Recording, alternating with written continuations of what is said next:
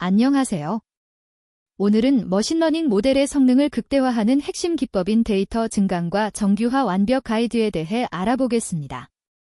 과적합을 방지하고 모델의 일반화 성능을 크게 향상시키는 다양한 기법과 실전 예제를 배워보겠습니다. 오늘 다룰 내용은 총 9가지입니다. 이미지 데이터 증강 기초부터 시작해서 L2 정규화와 드롭아웃, 배치 정규화, 텍스트 데이터 증강, 조기 종료와 체크포인트, 혼합 정밀도 학습, 컷아웃과 믹서프 증강, 가중치 감쇄, 그리고 레이벨 스무딩과 그레이디언트 클리핑까지 차근차근 살펴보겠습니다. 데이터 증강이란 무엇일까요? 데이터 증강은 기존 학습 데이터에 다양한 변환을 적용하여 새로운 훈련 샘플을 만드는 기법입니다. 데이터가 부족한 상황에서 특히 유용하며 제한된 데이터로 더 많은 학습 샘플을 생성할 수 있습니다. 또한 과적합을 방지하는 가장 효과적인 방법 중 하나이며 실무에서 거의 모든 딥러닝 모델에 적용됩니다. 먼저 이미지 증강의 기본 예제를 보겠습니다. 텐서플로의 캐러지에서 제공하는 이미지 데이터 제너레이터를 사용하면 아주 간단하게 이미지 증강을 설정할 수 있습니다. 로테이션 레인지로 회전 각도를 위드스 시프트 레인지와 하이 시프트 레인지로 좌우, 상하 이동 범위를 설정합니다.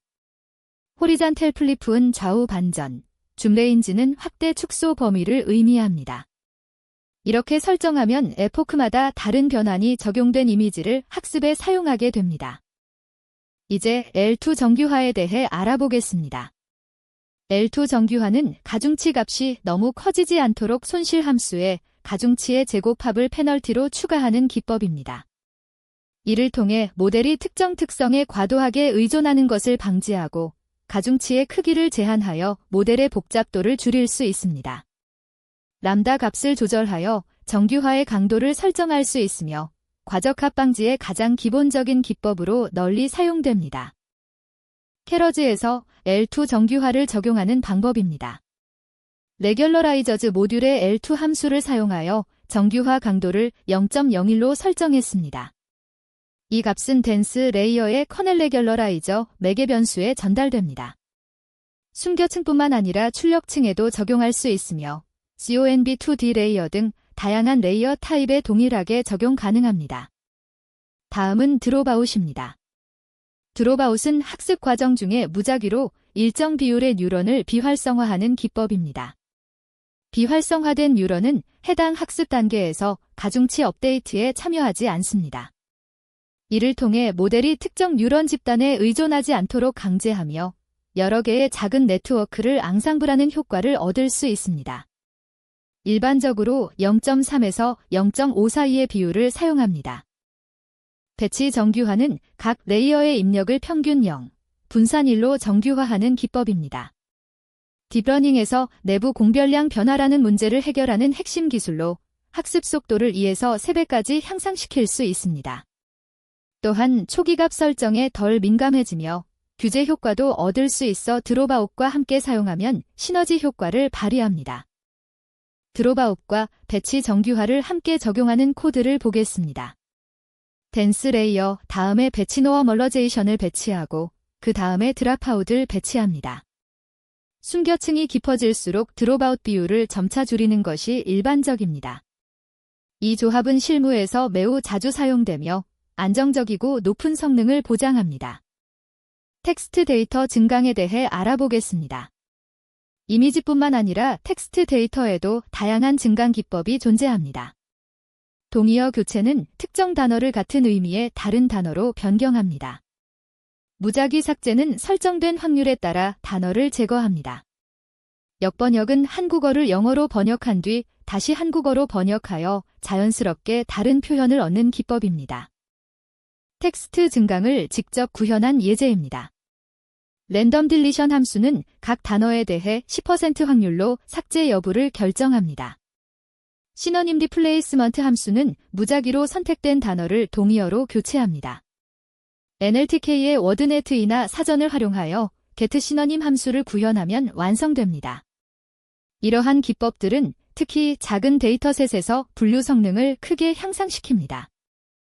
조기 종료와 체크포인트는 학습 과정을 효율적으로 관리하는 기법입니다. 조기 종료는 검증 손실이 지정된 에포크 동안 개선되지 않으면 학습을 중단합니다. 페이션스 매개 변수로 몇 에포크까지 기다릴지 설정할 수 있으며 리스토어 베스트 웨이츠를 true로 설정하면 최적의 가중치로 자동 복원됩니다. 체크포인트는 가장 성능이 좋았던 모델을 파일로 저장합니다. 텐서플로우에서 조기 종료와 체크포인트를 구현하는 방법입니다.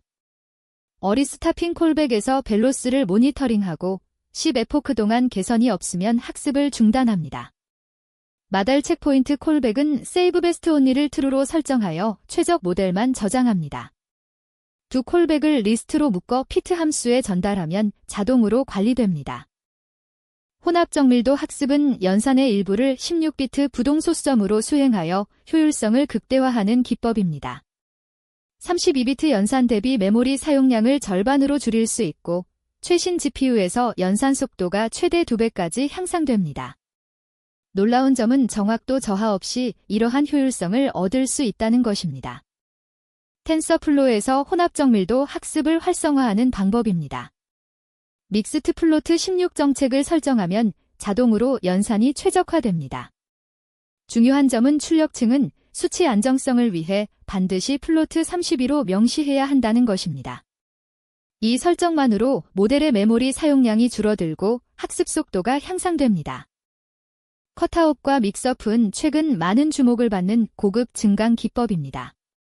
컷아웃은 이미지의 무작위 영역을 검은색 패치로 가려 모델이 특정 부분에만 의존하지 않도록 합니다. 믹스업은 두 이미지를 픽셀 단위로 섞고 레이블도 비율에 맞게 섞어 새로운 학습 데이터를 만듭니다.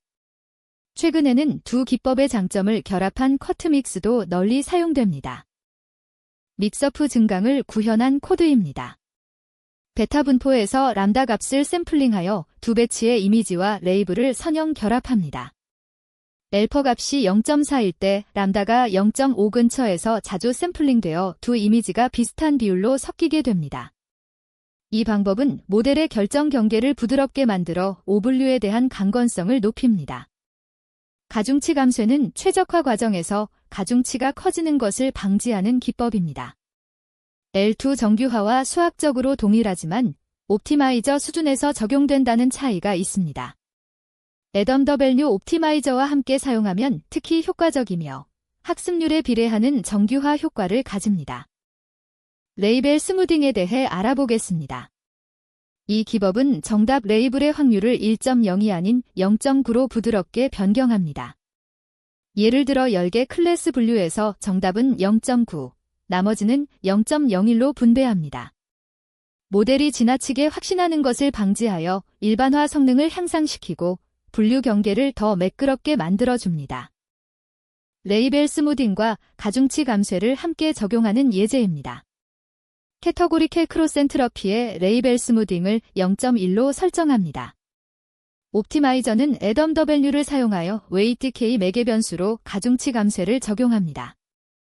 이 두 기법의 조합은 최신 모델에서 거의 표준처럼 사용되며 분류 성능을 안정적으로 향상시킵니다. 마지막으로 그레이디언트 클리핑에 대해 알아보겠습니다. 기울기 클리핑은 기울기의 크기를 제한하여 학습이 불안정해지는 것을 방지합니다. 특히 RNN과 트랜스포머 같은 순차 모델에서 기울기 폭발 문제를 해결하는 핵심 기법입니다. 클리프노엄은 기울기 벡터의 전체 크기를, 클리프밸류는 각 원소의 절대값을 제한합니다. 그레이디언트 클리핑을 적용하는 세 가지 방법입니다. 첫째, 옵티마이저의 클리프노엄을 설정하여 기울기 노름의 최대값을 제한합니다. 둘째, 클리프밸류로 각 기울기 원소의 절대값을 제한합니다. 셋째, 텐서플로우의 클리프 바이 글로벌노엄 함수를 직접 사용하는 방법입니다. 일반적으로 클리프노엄이 가장 널리 사용되며 값은 1.0으로 설정하는 것이 일반적입니다. 이상으로 데이터 증강과 정규화 완벽 가이드를 마치겠습니다. 오늘 배운 기법들을 조합하여 여러분의 모델 성능을 극대화해 보세요. 시청해 주셔서 감사합니다.